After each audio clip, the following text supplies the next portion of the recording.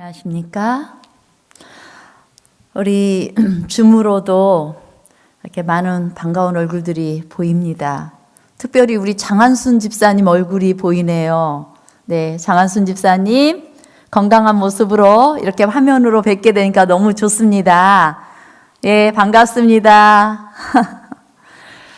예, 그리고 여러 줌을 통해 참여하고 계시는 여러분 모두를 진심으로 환영합니다.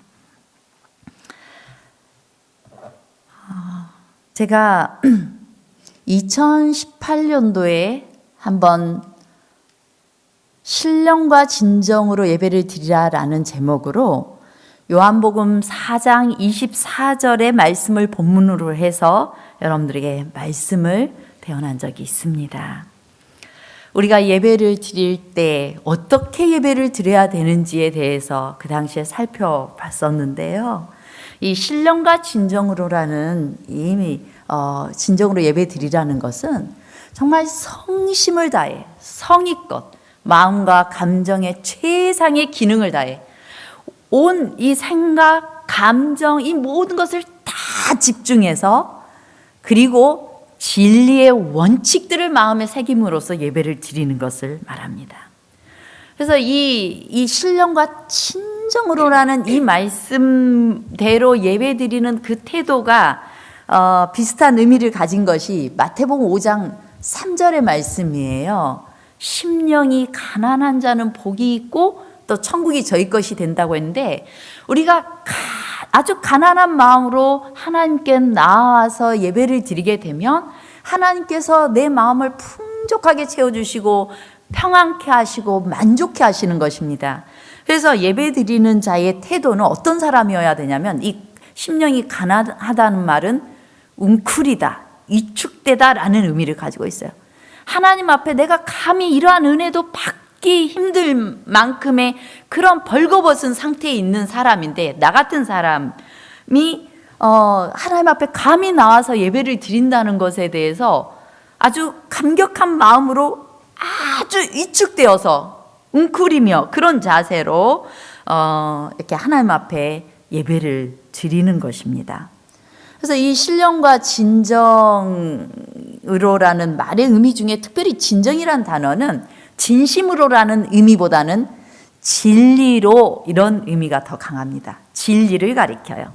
그래서 이 성경에서 진리라 하면은 하나님의 말씀이 진리고 또 하나님의 계명이 진리고 예수님이 진리고 또 성령이 진리의 하나님이십니다. 그래서 하나님께 드리는 참된 예배는 정말 하나님의 말씀의 원칙이 있어야 돼요. 이 예배가.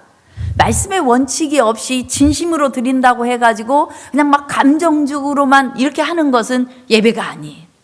내 감정도 하나님께 드려야 되지만 진리에 딱 서서 말씀대로, 계명대로 그리고 예수 그리스도가 높여지며 성령이 임재하시는 예배가 참된 예배가 되는 것입니다. 자, 그래서 오늘은 제가 특별히 우리 예배의 의미, 여러분들이 지금 예배를 드리고 계십니다. 근데 이 예배의 각 순서들의 의미가 무엇인지를 살펴보려고 합니다. 여러분들은 각 가정에서 예배를 인도하시죠? 내가 교회에서는 이렇게 뭐 사회를 본다거나 예배를 인도를 한다거나 기도를 한다거나 이런 거 나 잘 못해 하면서 안 할 수는 있지만 각 가정에서 예배를 인도할 수 있고 또 교회에서 예배를 인도하고 기도하고 말씀을 선포하는 순서를 진행할 수 있습니다. 나는 그런 거 다 할 줄 몰라서 집에서도 하는 대로 따라하고 교회에서도 따라만 합니다. 이런 분이 있어요. 그래서 오늘 제가 말씀을 드리는 것이 나하고는 별로 상관없는 것처럼 느껴질 분도 계실 것 같은데요. 나는 예배에 참여하지 않는 게 아니에요. 그것은 나는 안 하고 나는 못하기 때문에 나 예배에 참여하는 거 아니라고 생각하면 잘못 알고 있는 거예요. 우리가 예배를 다 드리는 거예요. 예배를 드리는데 역할을 제가 말씀을 선포하고 또 예배를 인도하고 여러분들이 청중으로서 하나님께 지금 드리고 있는 거예요. 여러분들의 자세와 또 생각과 이런 것들이 다 하나님께 지금 드려지고 있는 것입니다. 그래서 이 예배가 통째로 다 하나님께 드리는 거예요. 그래서 우리 모두가 함께 예배 순서에 참여를 하고 있는 것입니다. 이 예배를 받으실 분은 유일하게 누구세요? 하나님이세요. 목사가 영광받아도 안 되고 장로가 영광받아도 안 되고 하나님만이 이 예배를 받는 자로 되어 있고 우리는 다 드리는 자인 것입니다. 오늘 성경 본문의 말씀에 너희는 여호와 우리 하나님을 높여 그 발등상 앞에서 경배할지어다. 지금 어떤 모습으로 묘사되어 있어요? 하나님을 아주 높이고 우리는 발등상, 그 발 밑에 있는 것처럼 그렇게 예배를 드리라는 거예요. 그 정도로 예배가 거룩하다는 것입니다. 또 한 구절 더 읽었었는데 우리가 굽혀서 경배하라는 거예요. 아주 건방진 모습으로 이 예배 그냥 내가 왔다 갔다 하면서 뭐 그냥 대충 이렇게 드리는 예배가 아니라는 거예요. 하나님은 그런 예배를 받으실 만한 분이 아니라는 겁니다. 우리를 지으신 여호와 앞에 무릎을 꿇는 태도로 그렇게 경배하자라는 것입니다. 그래서 이 시간에는 우리가 그런 태도로 경배하기 위하여 예배의 모든 순서 하나의 의미를 알고 또한 그 말씀의 원칙들을 딱 우리의 이 예배드리는 우리의 마음속에 딱 담아서 예배에 임하는 것이 대단히 중요한 것입니다. 자, 재림교회와 예배. 재림교인들에게 있어서 예배는 정말 중요한 의미를 가지고 있습니다. 재림교회 역사관은 어떤 역사관이에요? 대쟁투적 역사관을 가지고 있어요. 대쟁투적 역사관. 하늘에서 사단이 이제 루스벨이 하나님을 대적했습니다. 그것은 누가 경배를 받느냐의 문제였어요. 오직 하나님께만 예배가 드려지고 영광이 드려졌을 때 이 사단이 자기에게 마음들을 다 향하게 하려고 하다 보니까 큰 전쟁이 일어나게 되었어요. 그런데 그 대쟁투가 지구로 옮겨졌습니다. 이 지구에 옮겨진 이후에 온 하늘은 이 지구를 적나라하게 펼쳐지는 이 대쟁투를 주목하여 보고 있는 것입니다. 하나님께서는 끝내 승리하실 것이고 온 우주 앞에서 이 지구를 통하여서 하나님의 공의와 사랑의 품성을 입증하시고 이 온 우주에 경배를 마땅히 받으셔야 될 유일한 분으로서 당신을 입증하실 것입니다. 그런데 이 대쟁투의 핵심 주제가 예배예요. 예배. 자, 그것이 왜 핵심 주제가 예배인가 제가 살펴보겠습니다. 먼저 하나님께서 맨 처음에 에덴을 창조하셨죠. 에덴에 아담과 하와를 하나님의 형상을 닮은 아담과 하와를 두셨습니다. 그래서 이 온 우주가 창조되고 지구가 창조되었을 때 욥기서에는 이렇게 묘사하고 있어요. 욥기 38장 7절입니다. 그때의 새벽 별들이 기뻐 노래하며 하나님의 아들들이 다 기뻐 소리를 질렀느니라. 예, 하나님의 그 영광 앞에 온 새벽별과 하나님의 아들들, 하나님의 자녀들이 다 기뻐서 자발적으로 하나님의 그 위엄과 그 영광스러움 앞에 자발적으로 찬양하면서 기뻐 소리 질렀다고 말하고 있습니다. 이렇게 아담과 하와를 그 당시에 죄 짓기 전에는 하와라는 이름이 없었죠. 둘 다 아담이었어요. 남자 아담, 여자 아담. 그런데 하나님께서 안식일마다 찾아오시면 하나님하고 진짜 얼굴과 얼굴을 대면해 보면서 그렇게 만나서 하나님 찬양하고 사랑을 고백하고 이렇게 예배를 드렸습니다. 그런데 죄를 짓게 되면서 범죄하면서 인간이 하나님을 피하게 되었어요. 이제 더 이상 하나님의 얼굴을 볼 수가 없는 거예요. 왜냐하면 자기의 영광의 옷이 사라져 버렸기 때문이에요. 그래서 그들은 나무 뒤에 숨은 것입니다. 하나님께서 이제는 찾아올 수밖에 없어서 하나님께서 네가 어디 있느냐 찾으셨습니다. 이때부터 이 한없이 도망가는 죄인들 때문에 견딜 수 없는 슬픔과 아픈 마음을 가지신 하나님께서 인간을 찾아 숨바꼭질하는 그 상황이 시작되었습니다. 그래서 하나님께서는 그런 인간들을 만나고 싶어서 이 인간들에게 가죽옷을 해 입히셨어요. 하나님께 담대하게 나아올 수 있도록 피를 흘린 예수 그리스도를 통하여서 영광의 옷이 사라져 버린 대신에 예수 그리스도의 피의 옷을 입고 예수님의 공로를 통해서 하나님께 나아갈 수 있도록 길을 마련하신 겁니다. 그러니까 인간이 어때요? 아담이 하나님께 고마웠을까요? 그 가죽옷을 입고 이러한 나라도 바로 죽이지 않으시고 하나님께 나아갈 수 있도록 길을 내신 그런 하나님의 그 은혜에 너무 감사해서 몸둘 바를 모르면서 마음도 슬펐지만 그 준비된 옷을 입고 몸둘 바를 모르면서 감사한 마음에 고개를 숙이면서 하나님을 찬양하고 하나님께 경배하게 되는 것입니다. 우리가 그런 마음으로 이제 범죄한 이후에 하나님께 그렇게 나아오는 것입니다. 예배는 여전히 생명을 주시고 우리를 축복하시는 하나님의 은혜에 반응하며 하나님을 만나 교제할 수 있는 최고의 특권이 되었어요. 이 예배는 전적으로 하나님에 의해서 방법과 내용이 제시되었습니다. 맨 처음에 아담에게 주셨던 예배 드리는 방법은 뭐였을까요? 뭘 잡아서 예배를 드리라고 했을까요? 양을 잡아서 예배를 드리라고 가르쳐 주셨어요. 그래서 양을 잡게 되어 있었습니다. 그런데 인간의 마음에, 죄를 지은 인간의 마음에 슬슬 자의식이 생기고 그 다음에 인간 스스로 그 예배의 형태와 내용을 인간적인 방법으로 고안을 하기에 이르른 것입니다. 그걸 처음으로 한 사람이 가인이었어요. 가인이 제단을 화려하게 꾸몄습니다. 그리고 자기가 내가 농사 지은 것 중에 제일 좋은 걸로 수박도 갖다 놓고 뭐 이것도 갖다 놓고 농산물을 쫙 갖다 놨어요. 양 한 마리 잡아가지고 피 흘리는 그 징그러운 양을 이 제단 위에 놓는 것보다 훨씬 아름답잖아요. 이제 자기 생각에 하나님은 분명히 양을 잡아 제사를 드리도록 했는데 내 생각에는 아름다우신 하나님께 이렇게 아름답게 드리면 좋을 것 같은 거예요. 그래서 그렇게 드렸어요. 이때부터 인간의 예배가 두 예배로 나뉘게 되었습니다.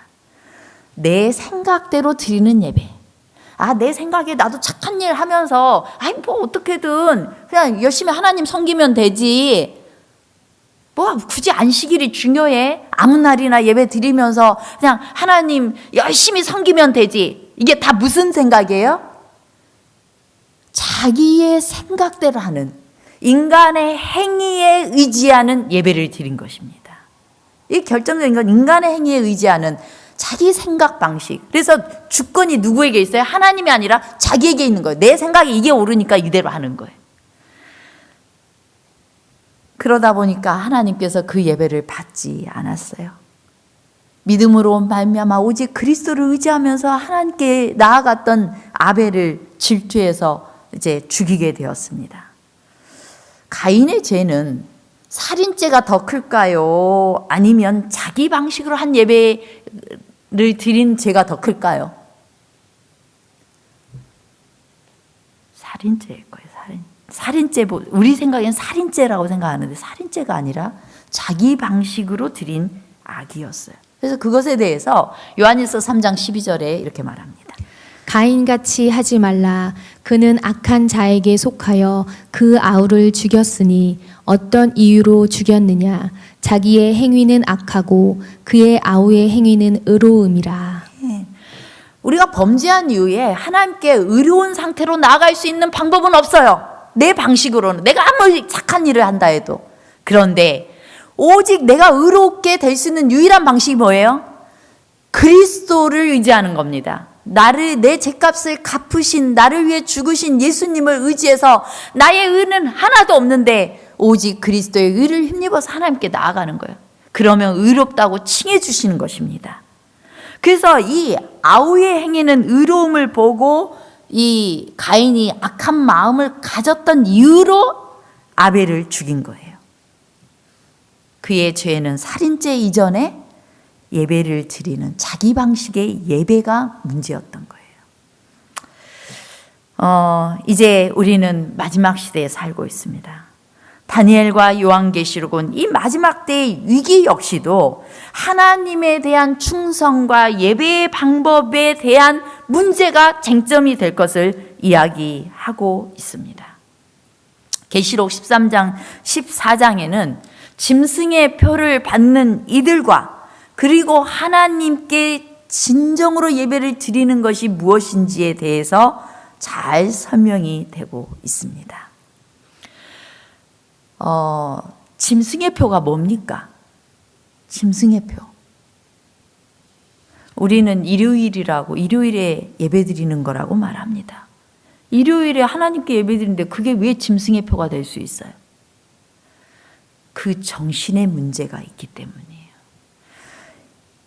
하나님을 만나는, 태초부터 하나님을 만나는 예배일은 바뀌어진 적이 없어요. 안식일이었어요. 하나님의 에덴 동산을 찾아오셨고, 그리고 또한 우리는 구약의 백성들이 안식일에 창조주의 하나님께 나아가 예배드렸고, 또한 예수님께서 이 땅에 오신 이후에 우리를 구원하셨어요. 하나님이 우리의 구속주가 되셨어요. 그러면 구속주이신 하나님을 인하여 또 예배를 드려야 되는 날이 안식일이었어요. 그것이 신명기 5장 15절에 있는 것입니다.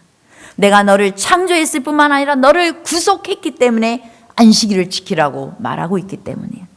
그런데 교묘하게 이제 이 캐톨릭이 우리 예배의 정통성을 가진 구교라고 이야기를 합니다. 자기들이 하나님을 섬기는 자들이라고 이야기하면서 어떻게 변경해 버렸어요? 이 안식일 예배날, 하나님이 친히 제정하신 이 안식일 예배날을 일요일로 바꿔버렸어요. 그래서 자기 방식, 가인의 예배를 드리고 있는 것입니다. 자기 방식으로 아무 날이나 예배 드려도 되는데 이 날이 주의 날이야, 예수님 부활했으니까 성경에 한 번도 예수님 부활한 날을 주일로 하겠다라고 한 적이 없는데 그 날에 일요일에 열심히 예배 드리고 있는 거예요. 그것은 누구를 따르고 있는 거예요? 사단의 말을 따르고 있는 거예요. 법왕을 통하여서 사단이 하나님과 정면으로 대적한 것이 일요일 예배이기 때문에 짐승의 표는 일요일 예배가 되는 것이에요. 반면에 하나님의 인을 우리는 안식일이라고 알고 있습니다. 근데 안식일의 정신이 뭐예요? 내 것 다 내려놓고, 내 생각, 내 의지, 자아를 다 내려놓고 오직 하나님이 내 삶의 주인이 되도록 하나님의 주권을 인정하는 것이 안식일이거든요. 그래서 이 안식일을 지키는데 어떻게 지켜야 돼요? 하나님이 온전히 나의 주인이심을 고백하는 태도로 지켜야 되는 거예요. 그것이 그렇게 신실하게 충성되게 하나님의 말씀이라면 무조건 따르는 백성, 그들이 하나님의 인을 받는 건데 그 대표적인 표징이 안식일이라는 거예요. 일요일에 예배를 드리시는 교회 가시는 분도 계세요. 우리 성도들 중에 일요일에 그냥 예배를 갈 수는 있어요. 그러나 참된 진리로 드리는 예배는 이 안식일 예배임을 여러분들이 기억하셔야 되는 것입니다. 주님께서는 그래서 이 마지막 때의 기별이 뭐였어요? 계시록 14장 6절 7절 세 천사의 기별 가운데 첫 번째 천사의 기별이 선포되었습니다.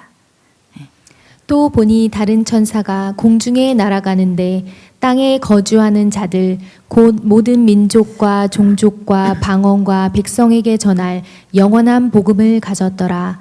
그가 큰 음성으로 이르되 하나님을 두려워하며 그에게 영광을 돌리라. 이는 그의 심판의 시간이 이르렀음이니 하늘과 땅과 바다와 물들의 근원을 만드신 이를 경배하라 하더라. 하나님의 심판의 시간, 예수님 재림의 시간이 가까운 이때에 뭐 하라고 그래요? 하늘과 땅과 바다와 물들의 근원을 만드신 이를 경배하라. 지금 이게 쟁점이에요. 쟁점.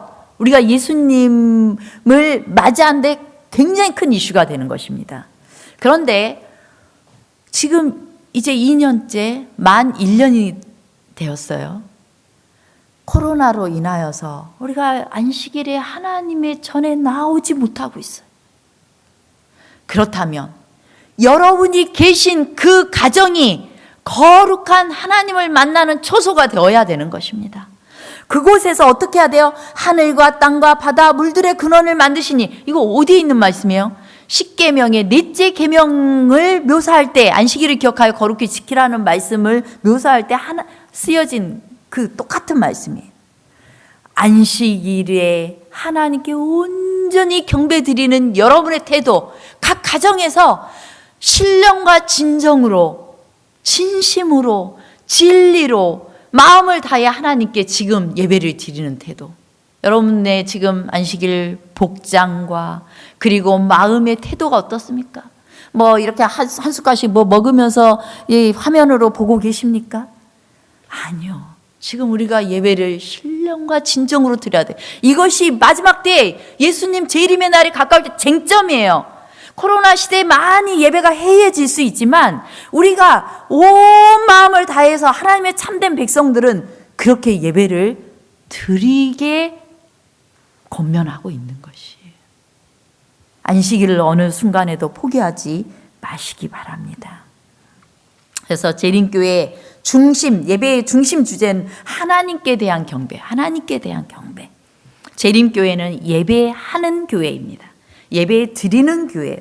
그러면 예배의 목적은 뭘까요? 고린도전서 14장 22절 26절입니다. 그러므로 방언은 믿는 자들을 위하지 아니하고 믿지 아니하는 자들을 위하는 표적이나 예언은 믿지 아니하는 자들을 위하지 않고 믿는 자들을 위함이라.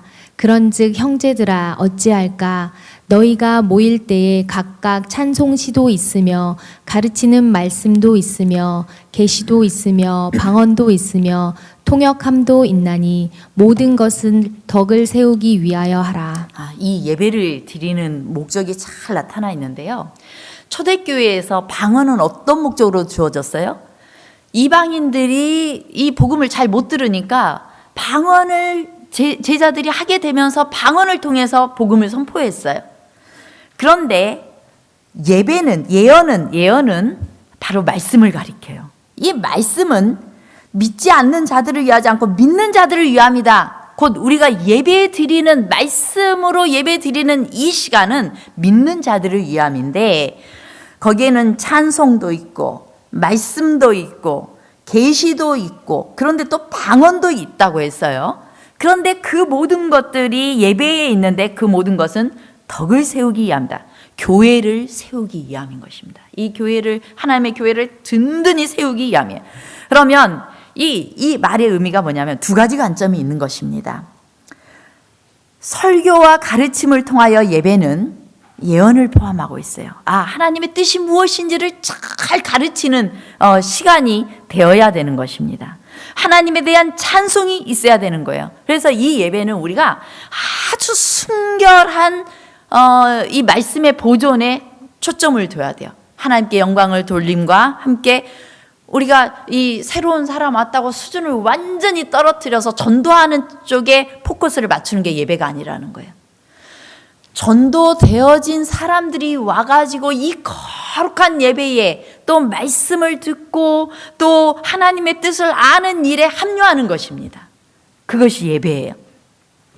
그러면서도 예배는 선교적이어야 돼요. 방언도 있다고 그랬거든요. 선교적이어야 돼요.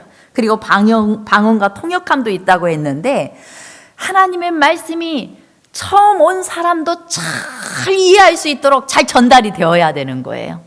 그래서 때로 제가 여러분들에게 구도자라는 말 쓰지 말고 좀 우리가 다 함께하는 VIP 특별하다 이렇게 쓰고 이러분 제가 건강 전도회를 하더라도 건강 전도회 이렇게 안 하잖아요. 축제 이렇게 하는 것은 받는 사람들로부터 나 전도당인 거야 이런 느낌이 아니라 이 축제 가운데 내가 초대되었구나 이런. 그래서 이 용어 하나하나가 선교적이어야 돼요. 사람들을 잘 초청할 수 있는 방식으로 생각을 잘해야 되는 것입니다. 그것을 염두에 두면서 해야 돼요. 그래서 이미 이 전도를 받은 사람들은 성경을 공부하고 침례를 받을 수 있도록 미리 교육을 받아요.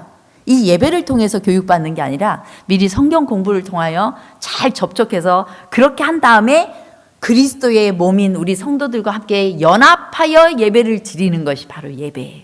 예, 거기에 포커스를 맞추는 것입니다.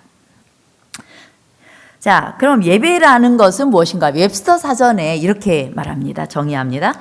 예배란 순경, 고백, 기도, 감사와 그와 유사한 것들을 통해서 지존자에게 신적 존경, 경의, 그리고 영광을 돌리는 것. 예, 지존자에게, 유일한 분에게, 높이 계신 분에게 신적인 존경을 드리는 것이, 영광을 돌리는 것이 예배인데, 그것에 대해서 부조화 선지자에는 이렇게 설명하고 있습니다. 겸손과 존경이 하나님 앞에 나오는 모든 사람의 태도를 특징 지어야 한다.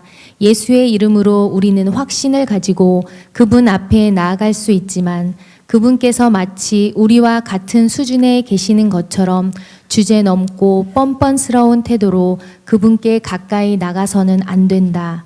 가까이 하지 못할 빛에 거하시는 위대하시고 전능하시고 거룩하신 하나님께 그들과 동등한 사람이나 그보다 못한 사람에게 하듯이 함부로 말하는 사람들이 있다. 지상의 통치자의 알현실에서도 감히 하지 못할 행동을 하나님의 집에서 하는 사람들이 있다.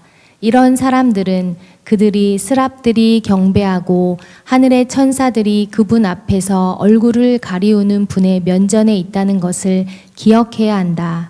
하나님은 크게 존경을 받으셔야 한다.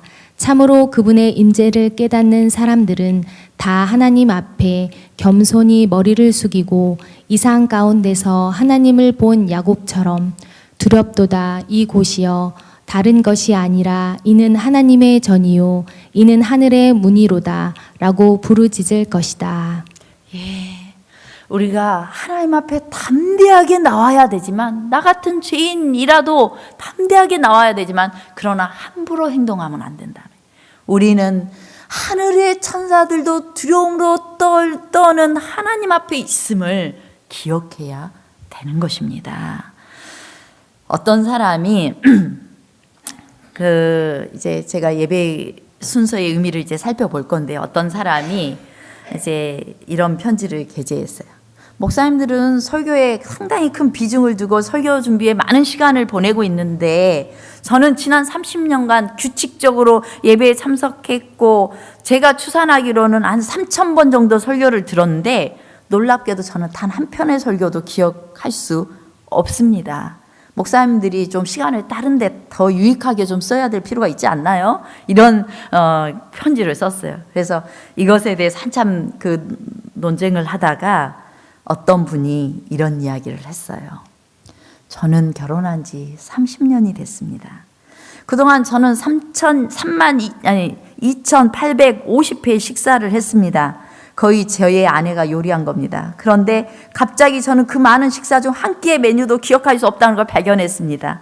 그럼에도 불구하고 그 많은 식사를 할 때마다 몇 끼 영양을 공급받았습니다. 저는 그 많은 식사가 없었더라면 오래전에 이미 굶어 죽었을 것이라는 분명한 인상을 받았습니다.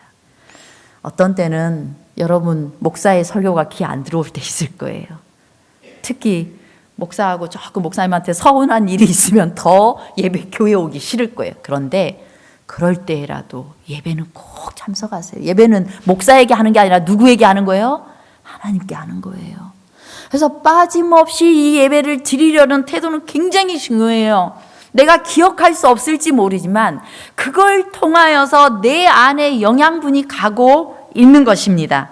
그러므로 우리가 이제 예배에 수십 년간 참여할수록 좀 예배를 그냥 이렇게 좀 가볍게 볼 수도 있는데, 예배는 그런 것이 아닙니다. 근데 재림교회 초기의 예배가 어땠을 것 같아요? 우리 재림교회는 이제 이 개신교 중에서도 어떻습니까? 굉장히 점잖고 이성적이요, 또 심지어 차가울 정도로 보입니다. 초기 재림교회 예배는 어땠을까요?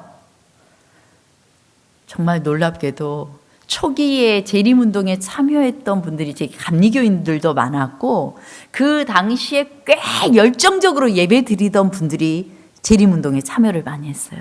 그래서 초기에 재림교회는 열정적이고 축제 분위기였어요. 그걸 떠나서 아주 그걸 넘어서서 광신적인 예배까지 있었어요. 그래서 기록에 보면은 어느 날 이제 1845년이었어요. 그때 재림운동이 한참 일어날 때. 그때는 이제 재림교회가 있기 전이었어요.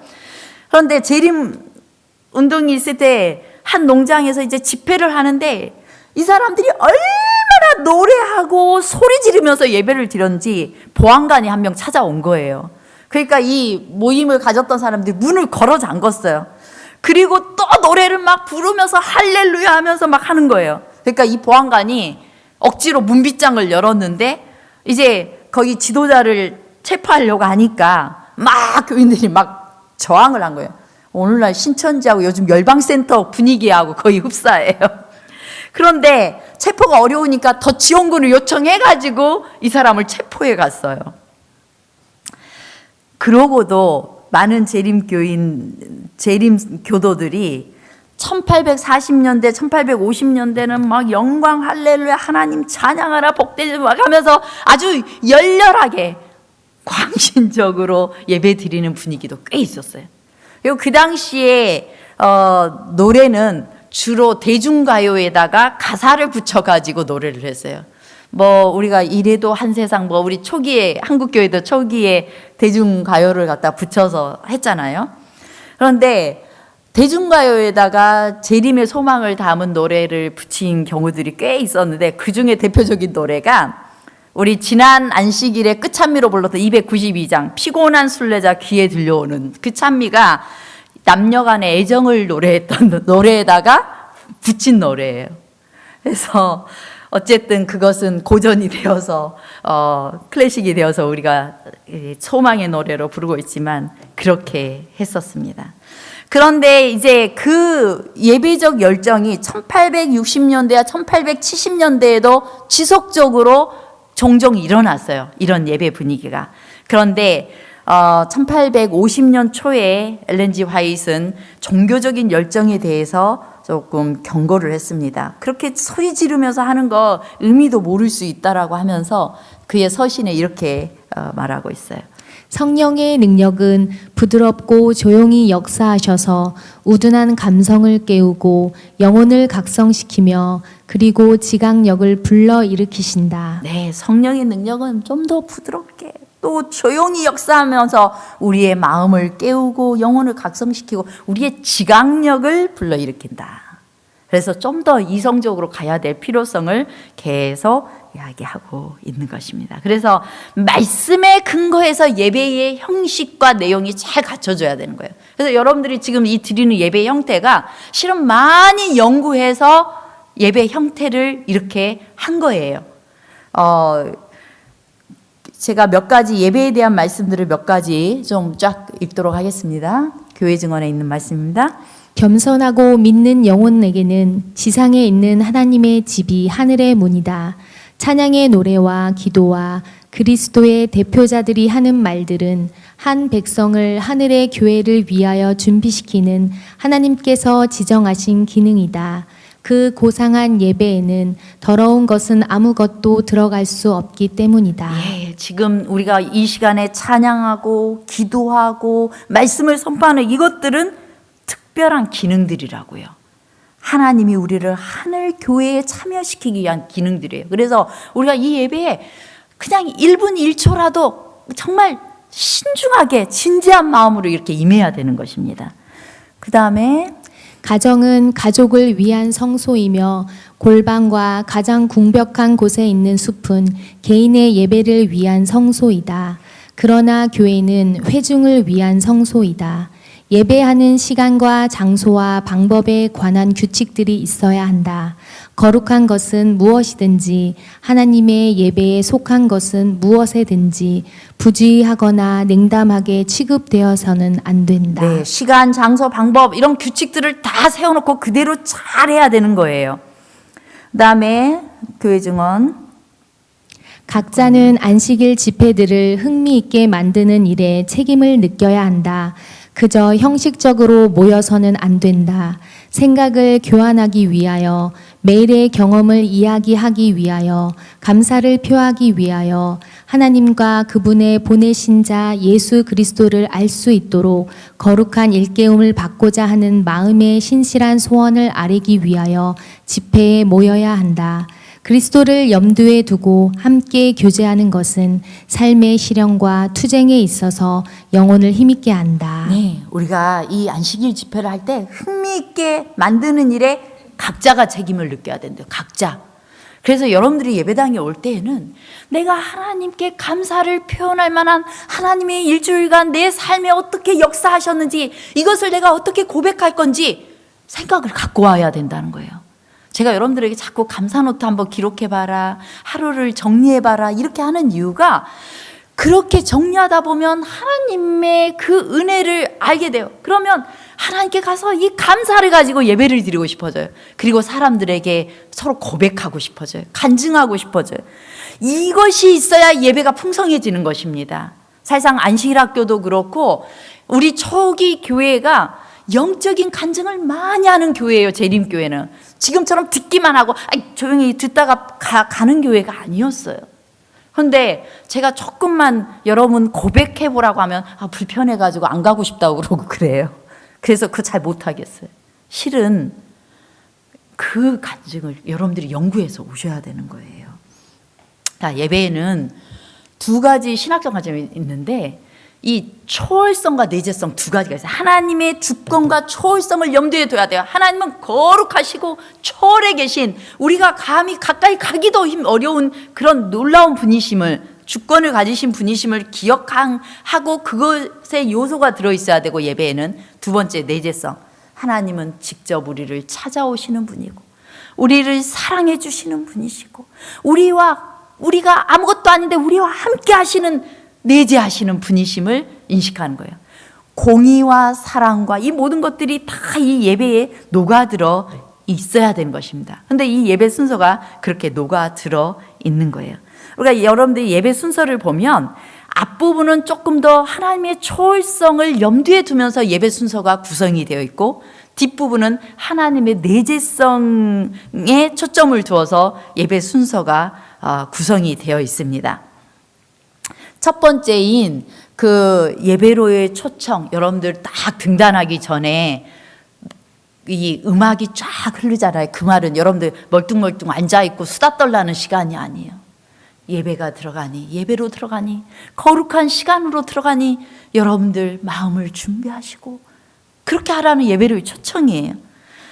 그리고 기원, 송영, 시작, 찬미까지가 다 이 하나님의 초월성을 강조하는 거예요. 자, 그다음에 뒷부분 성경 봉독, 목회기도, 설교, 특별 찬미는 하나님의 내재성을 염두에 두면서 이 예식을 정한 겁니다. 이제 먼저 살펴보겠습니다. 먼저 예배 진행자의 호칭은 사회자가 맞습니까? 인도자가 맞습니까? 인도자가 맞습니다. 어떤 그 행사하는데 사회를 보는 게 아니라 예배를 하나님께 이렇게 회중을 쫙 끌고 가는 인도자인 거예요. 어마어마한 역할을 하고 있는 것입니다. 인도자가 맞습니다. 그래서 예배 인도자는 순서 확인해야 돼요. 기도자 누군지 잘 준비되었는지 미리 확인해야 돼요. 설교자도 확인해야 돼요. 설교 잘 준비하셨습니까? 이번에 설교인 거 아시죠? 확인해야 돼요. 그 다음에 방송 마이크, 우리 교회는 아주 방송실이 따로 있어서 너무 책임감 있게 운영하지만 방송에 문제는 없는지, 이 예배당이 따뜻한지, 예배 드리는데 문제 없는지 다 누가 해야 돼요? 예배 인도자가 살펴야 되는 거예요. 예배 회중이 잘 집중해서 할 수 있도록. 그 다음에 예배 인도자가 유의해야 돼요. 여러분들도 다 가정에서도 예배 인도하고 하기 때문에 생각해도 인도자는, 예배 인도자는 설교자가 아니라는 거예요. 불필요하게 막 이런 이야기 저런 이야기 막 하면 예배 진행을 방해하는 것입니다. 군소리를 하지 말아야 돼. 그 다음에 광고, 손님 환영 이런 것들은 예배 시작 전에 하는 것이 바람직합니다. 예배 시간, 거룩한 하나님의 시간에 하면 안 되는 거예요.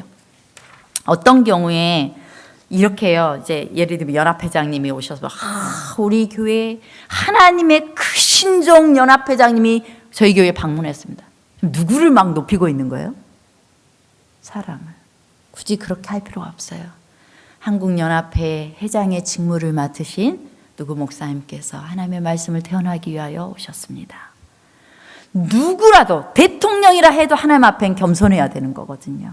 그래서 그래서 박수 칩시다 이렇게 할 필요가 없어요. 그냥 예배 시작 전에는 박수로 환영하겠습니다 이렇게 할 수 있지만 예배는 하나님께만 드려져야 됩니다. 인도자는 설교 후에 여러분 은혜 많이 받으셨죠? 본인이 평가하는 거예요. 하나님 예수 은혜로운 말씀 주셔서 감사합니다. 이런 식으로 굳이 멘트할 필요가 전혀 없는 것입니다. 순서만 단순하게 진행해야 되는 것입니다. 설교자를 단에 세울 때 누구 목사님께서 이선미 목사님의 말씀을 듣겠습니다. 이런 표현은 실은 맞지 않아요. 제 말 하는 거 아니거든요. 저는 누구의 대언자로 섰어요? 하나님의 대언자로 섰어요. 담임 목사님께서 하나님의 말씀을 대언해 주시겠습니다. 그래야 여러분들이 하나님의 음성으로 듣는 거죠. 그렇게 말해야 되는 것입니다. 그 다음에 묵상입니까? 묵도입니까? 많은 분들이 묵상하시겠습니다 하고 시작을 해요. 엄밀하게 따지면 맞지 않는 말이에요. 묵상은 여러분들이 개인적으로 1분간 묵념하는 거하고 똑같아요. 근데 묵상은 묵상 기도, 마음으로 하는 기도라는 의미예요. 그래서 묵상이라는 말 쓰지 마시고 묵상 기도, 묵도하시겠습니다. 이렇게 표현한 것이 맞습니다. 헌금을 안내할 때에는 사실상은 교회 지나면 이렇게 문구로 읽는데 11조에 관한 권면 이런 거 읽는데 실은 읽는 게 바람직한 건 아니에요. 예배에 있어서. 왜냐하면 이미 하나님의 말씀이 딱 선언이 됐거든요. 근데 또 다른 권면이 필요가 없는 거예요. 말씀이 선언됐는데 이제는 내가 그 말씀에 하나님이 주신 것에 감사해서 나를 드릴 차례인 거예요. 헌금은. 그래서 그 시간은 하나님 앞에 우리를 드리는 시간을 갖고 헌금하시겠습니다 하면 되는 일이지 장황한 11조에 관한 11조를 드리면 복을 받고 이런 말씀을 실은 할 필요가 실은 없어요. 그런데 이제 의뢰히 해오던 것들이어서 그렇게 하고 있는데 굳이 안 하셔도 제가 그걸 교회 지나 꼭 챙겨서 읽으라고 안 하는 이유가 바로 그런 이유예요. 그 다음에 예배의 명칭, 설교 예배가 맞습니까? 안식일 예배가 맞습니까? 안식일 예배. 설교 예배란 말은 틀린 말이에요. 설교만 하는 게 예배가 아니에요. 안식일 예배입니다. 하나님께 드리는. 자, 등단 전에 여러분들이 예배 인도를 할 때가 있는데 등단 전에 기도를 할 때 기도자에게 축복해 주시고 복 주시고 건강하게 지켜주시고 이런 거 하나도 필요 없는 거예요. 예배 중심에 누가 있어야 돼요? 하나님이에요. 그래서 우리가 거룩한 하나님께 예배를 드리기에 앞서서 예배를 맡으신 분들인 거예요. 대표 기도, 예배 인도. 그러면 하나님, 저희가 이제 주님 앞에 나아가 예배를 인도하고 이렇게 할 때 오직 주님께서 영광 받으시고 회중을 마음을 지금 준비시키시고 하나님께 합당한 예배를 드리게 해달라고 이렇게 기도하면 될 일이지 등단 전에 그 기도를 목사님을 축복해 주시고 건강 주시고 이런 거 하나도 필요 없는 말이라는 거예요. 자, 예배 순서의 의미 이제 시간이 다 됐네요. 죄송합니다. 예배를 초청은 마음을 준비하는 시간입니다. 여러분들이 잘 준비해야 돼요. 교회 증언 5권에 있는 말씀을 읽어보겠습니다. 어떤 사람들이 집회가 시작되기 전에 몇 분 동안 기다려야 한다면 그들은 조용한 명상으로 참된 헌신의 정신을 유지해야 하고 예배가 그들 자신의 마음에 특별한 유익이 되고 다른 영혼들을 확신시키고 회개시키게 해주도록 기도로서 마음을 하나님께 상달시켜야 한다. 네. 자, 우리가 예배에 정말 나를 정말 하나님께 참된 헌신을 드릴 수 있도록 여러분들이 음악이 흘러나올 때 등단자들 등단하기 전 음악이 흘러나올 때 여러분들은 겸손한 태도로 준비하고 있어야 된다는 거예요. 그 다음에 또 일어나서 송영을 하죠. 성부와 성자 성령 이렇게 송영을 하는 것은 어떤 의미가 있냐면 오직 전적으로 경배와 찬양과 예배를 받으시기에 합당하신 하나님께 영광을 돌리는 찬양이에요. 그래서 형식적으로 하지 말고 영광성을 하나님께 드리는 겁니다. 그 다음에 기원, 제가 설교자가 기원을 하는데 이 기원의 기도 내용은 거의 똑같아요. 하나님 임재해 주시도록, 하나님께서만 영광 받으시도록, 이 두 가지를 위해서 기도합니다. 이 기원은 그렇게 드리는, 짧게 기원하는 짧은 기도예요. 여기는 오직 초월성을 가지신 주권자이신 하나님을 하나님께 예배드립니다. 그 다음에 이제 우리가 성경 본도 후에 첫 찬미가 있는데, 찬미는 우리가 항상 예배 관련 찬양만 해요. 그 예배 관련 찬양이 하나님, 영광이신 하나님께 영광을 돌리는 찬양이거든요. 그래서 이거는 초월성을 가지신 하나님의 주권을 인정하는 찬양으로만 첫 찬미는 구성을 하게 되어 있는 것입니다. 그 다음에 이제 성경 봉독을 하는데요. 자, 죄송합니다. 예.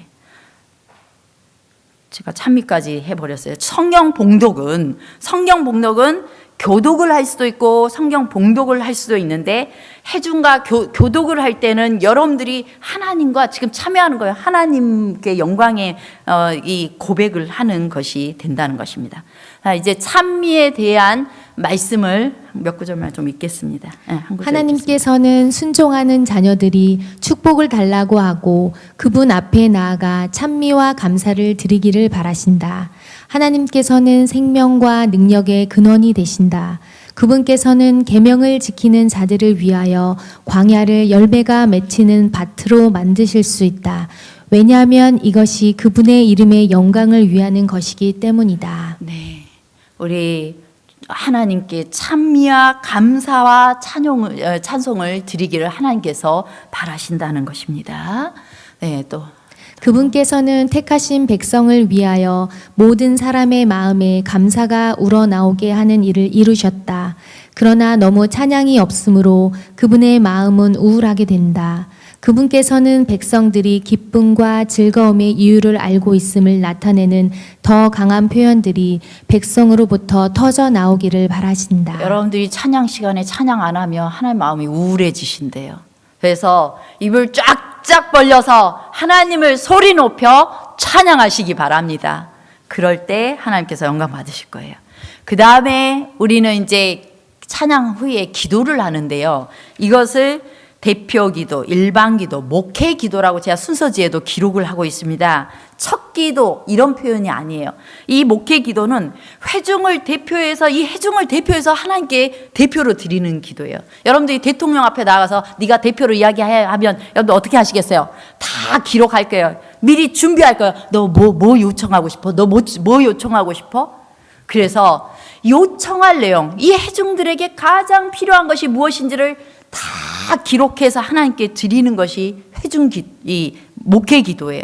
목회적 기도예요. 그래서 여러분들이 이 예배단 하는 그 기도를 맡았을 때는 기록하셔야 돼요. 아무리 기도에 탁월하신 분이라도 잘 기도하면서 기록하셔야 돼요. 성령께서 무슨 기도를 하게 할지 떠오르게 하시고, 지금 우리가 잘하고 있어요. 우리 목회적인 기도를 잘하고 계시는데 그런 기도를 써서 하나님께 드려야 되는 것입니다. 자, 기도는 1분 혹은 2분이면 충분하다. 장황하고 거창하게 막 할 필요가 없다. 하늘에 계시고 좋은 천지 주제이시며 뭐 인자로 이럴 필요 없어요. 아버지 하나님 이렇게 하면 됩니다. 그리고 이 기도하는 사람과 말하는 사람 발음 똑똑하게 해야 돼요. 설교할 때도, 앞에서 순서 진행할 때, 기도할 때 요만큼 마이크 쓰지 않고 하나님 아버지 아무도 못 알아들으면 어떻게 한다고 했어요? 하나님께 드리는 기도 소리가 거의 들리지 아니할 때 사단은 매우 기뻐한다. 예, 기도는 똑똑하게 그렇게 대표로 기도해야 되는 것입니다. 자, 어떤 분들은 무릎 꿇고 해야 된다고 하는데, 무릎 꿇고 고개 숙이는 건 우리의 특권이다. 그런데 또 어떤 말씀에는 언제나 무릎을 꿇고 있을 필요는 없다. 무릎 아픈 분도 있고 이런 거 다 하나님이 양해하시는 거예요. 그래서 반드시 우리 다 같이 그냥 다 있는데 무릎 꿇고 기도하겠습니다. 굳이 기도자가 함으로써 누군가를 불편해하게 하거나 그럴 필요는 없다는 것입니다. 특별한 찬양을 또 하게 되는데요. 특별한 찬양은 여러분들이 인도자가 자 여러분 찬양 듣겠습니다. 맞아요, 틀려요? 틀려요. 하나님께 누가 나와서 하나님께 찬양 드리겠습니다. 찬양 드릴 때 우리도 마음으로 같이 드리는 거예요. 우리 귀 좋으라고 찬양하는 게 아니라 하나님께 드리는 거예요. 자, 찬양 끝나고 나면 저는 웬만하면 특창자에 대해서 막 칭찬하고 이러질 않는데, 왜냐하면 하나님이 받으셔야 되니까. 예, 누구를 통해서 우리의 마음이 하나님께로 가게 해주심에 감사합니다. 이 정도 표현은 할 수 있겠지만은 오직 하나님께 드려지는 것입니다. 그 다음에 설교는 하나님의 뜻이 선포되어지는 것이고요. 그 다음에 헌금 기도, 이것은 이렇게 뭐 여러 잡단 헌금 기도를 할 필요가 없고 그냥 이 하나님께 자기를 헌신하는 시간이에요. 유일하게 이 예배 시간 중에 나를 하나님께 너무 감사해서 드릴 수 있는 또 시간이기도 하거든요.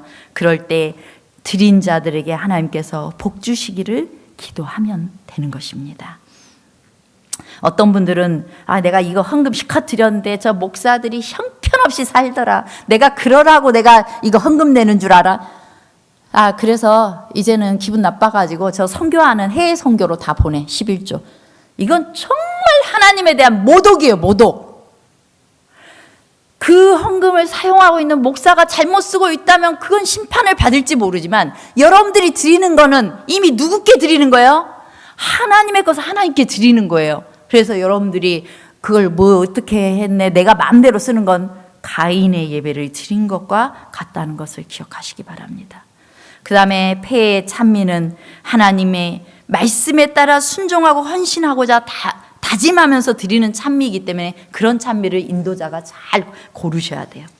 그리고 마지막 축도, 어떤 분이 제가 아버지와 아들과 성령의 이름으로 축원하옵나이다 이렇게 할 때 어떤 분이 맨 처음에 제가 교회에 왔을 때 당황했대요. 왜 예수님의 이름으로 기도를 안 하지? 이렇게 당황했대요.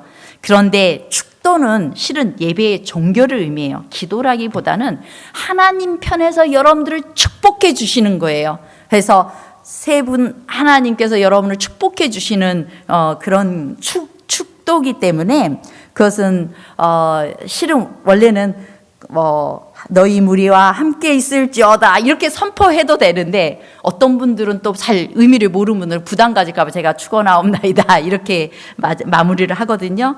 그렇게 하는 것입니다. 여러분 마지막으로 한 구절만 다시 한번 읽고 마치겠습니다.